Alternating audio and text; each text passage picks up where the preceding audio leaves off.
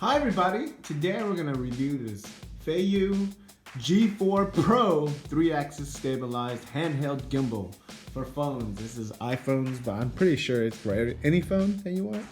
So yeah, I got this off from B&H. I wanted a gimbal. The prices of gimbals have dropped as they are flooding the market, and so the demand is lower. Everyone has the gimbal that purchased it, and now it's going down in cost.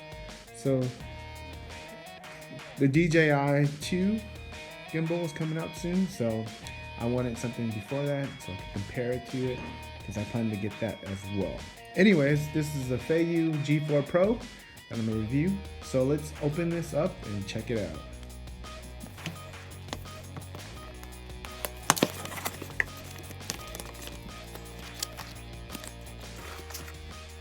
The contents are really organized.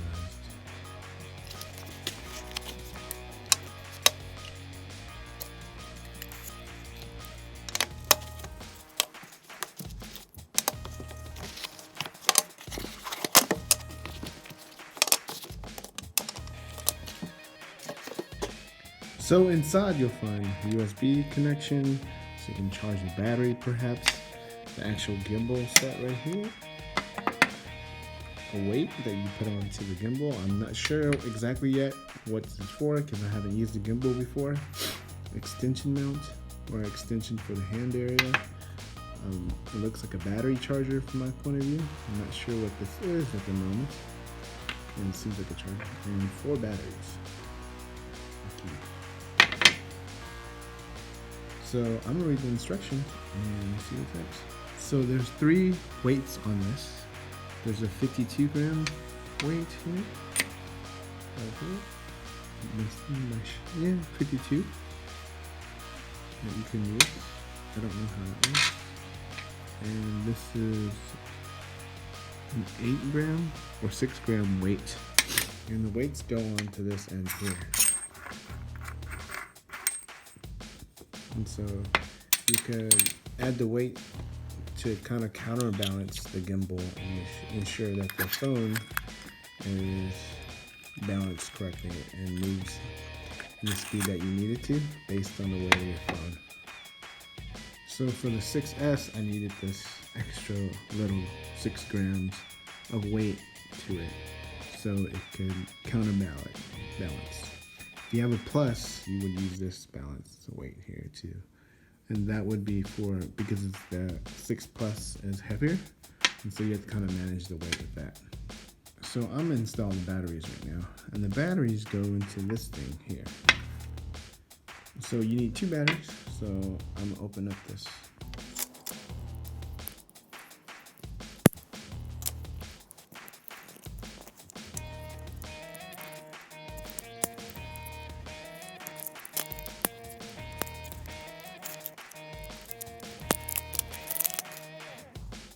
So put the batteries in this way, the positive going upwards, and you only need 2, and this connects directly to the bottom of the gimbal, and you screw it on.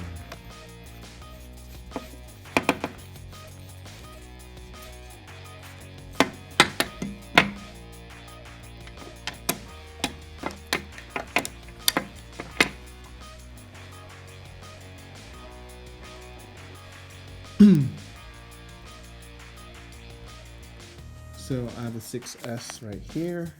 My wife's on. I'm going to install or put it onto this gimbal now. And so you want to point the button towards the weight side, like so. Okay, I tried to use the gimbal, but I realized you have to charge the batteries before. So I charged the batteries overnight, and now I'm gonna put in the batteries and try it again.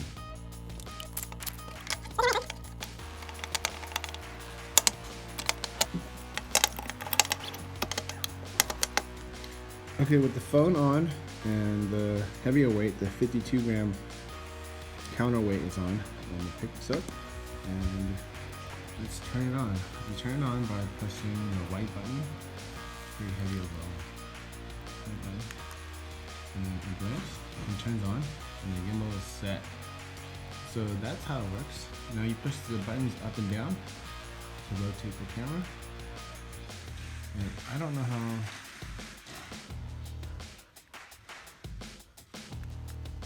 This is the tilt left and up and down, so up and down. And by moving the camera, it doesn't move, but when you hold it, it rotates while you move. And it doesn't seem to work that well yet. That works fine. So let's try it with the camera mode. So there's different modes on this gimbal, and you have to press the button and again to change the mode. And I don't know the different modes yet, so I gotta go read it. But when you press this and it turns on, this means it's kind of pivoting when you move around. So you notice that the drape is the center of attention as I move. And it works pretty well. It's still aiming at it. So even if I tilt my hand like this, it holds steady on the center of the frame. Up and down. And I'm assuming when the blue light is on, that means it's kind of like locked in. So when you want to move around, you could use the left and right features. And up and down. That's cool. And when you're pressing, when the blue light is off, I think it's just kind of like a free mode, so you can move around. So, it's just free mode. So when the blue light's on, it means it's lock mode. You can see it shake. To kind of adjust, you can move left or right. So yeah, the joystick of this is really touchy. Yeah, you kind of have to get used to it. But once it's locked on, I mean, that's pretty much what you need to understand. Yeah, I wish it was less sensitive. Because it's pretty sensitive when you move around. See? I'm trying to do it slowly.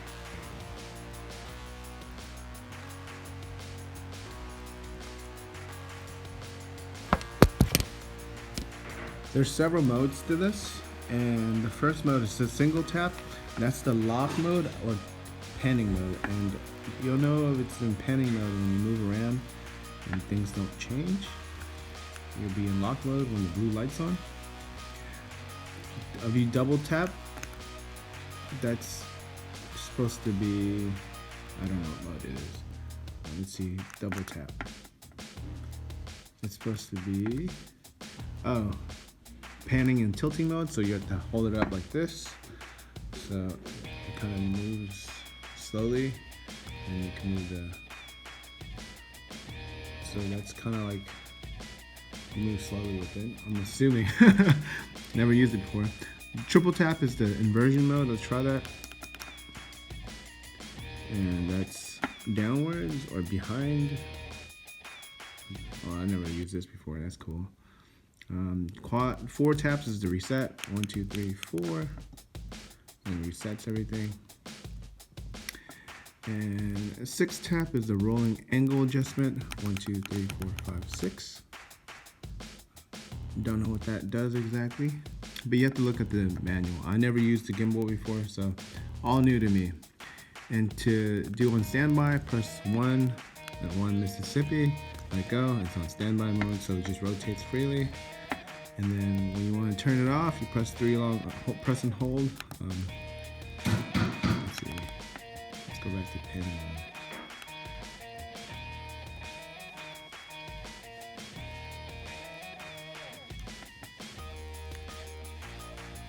And it's off. So hold the button for 3 seconds and it turns off.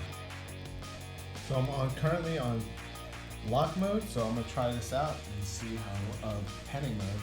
And so I'm rotating and walking around, panning left and right here, left and right. And it works pretty well. You just gotta get used to the controls and features. It's pretty odd to me. So it takes some learning to work with this. Yeah, definitely. But yeah, it's cool. Now around lock mode or just regular panning and walking around with it, and it works really well. So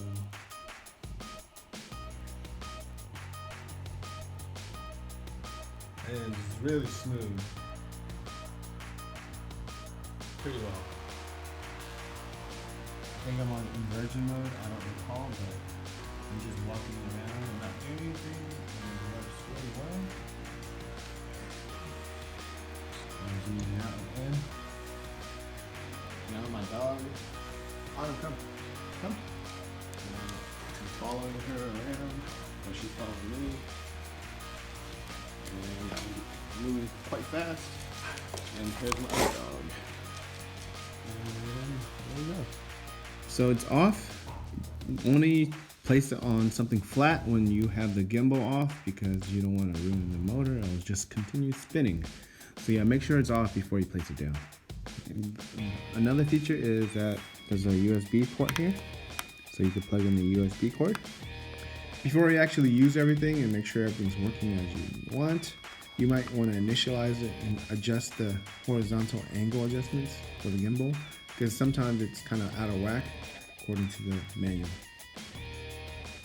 Overall, it's a pretty good device. I mean, I'm pretty happy with the features it has, and it's made solid. Everything is aluminum. That's what I really liked about it. Some of the gimbals I used for my friends that I barely used, I kind of checked it out. Everything was plastic. This one, everything is aluminum, which is pretty awesome. I like that. The counterweight here, easy to use, looks nice. There's also a tripod attachment at the bottom of this, so you can make sure that it's on a flat surface. So you can connect that to it as well. So overall, good first impression of my first gimbal that I had. Works well, built solid, which is, the learning curve is a little bit off of my hand right now because there's so many modes that I don't quite understand what its needs are for, but definitely works well. Easy to use, great start for a gimbal, and inexpensive at the moment. So thanks for watching, and thank you. Take care.